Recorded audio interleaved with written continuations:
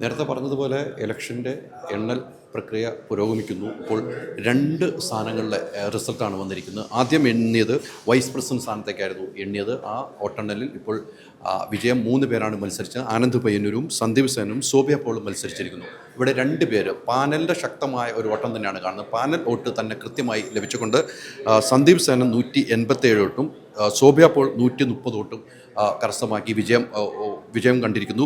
ആനന്ദ് പയ്യന്നൂരിന് 97 വോട്ടാണ് നൽകിയിരിക്കുന്നത്. അതോടൊപ്പം തന്നെ അതിനുശേഷം എണ്ണിയത് ജോയിൻറ്റ് സെക്രട്ടറി സ്ഥാനത്തേക്കായിരുന്നു മത്സരം. ജോയിൻറ്റ് സെക്രട്ടറി സ്ഥാനത്തേക്ക് 3 പേരും മത്സരത്തിനുണ്ടായിരുന്നു. അത് ആനന്ദ് പയ്യന്നൂർ അതിൽ മത്സരിക്കുന്നില്ല എന്ന് പറഞ്ഞു, അതിന് വോട്ട് ചോദിക്കുന്നില്ല എന്ന് പറഞ്ഞെങ്കിലും ആനന്ദ് പയ്യന്നൂരിന് വോട്ട് കിട്ടിയിരിക്കുന്നു 63 വോട്ട്. ആൽബിൻ ആൻ്റണിക്ക് 204 വോട്ടും അംസയ്ക്ക് 197 വോട്ടും.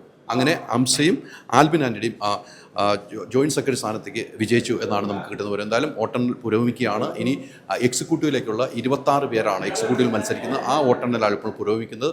അതിൽ നിന്നും 14 പേരാണ് എക്സിക്യൂട്ടീവിലേക്ക് വേണ്ടത്. എക്സിക്യൂട്ടീവിലേക്ക് ശക്തമായ മത്സരം ഉണ്ടാകുമെന്നുള്ള കാര്യത്തിൽ യാതൊരു സംശയമില്ല.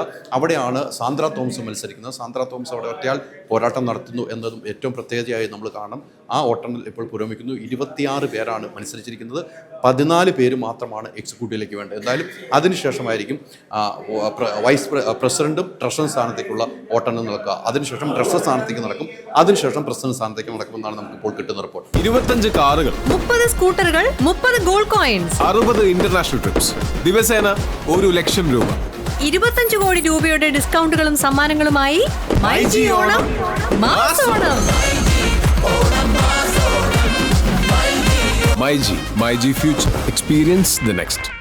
പൂവ് പോലൊരു പുട്ടുണ്ടേ അജ്മിയുടെ പുട്ടും. വിളമ്പാം നല്ല വിശേഷം. അജ്മി സ്റ്റീം മെയ്ഡ് പുട്ടുപൊടി.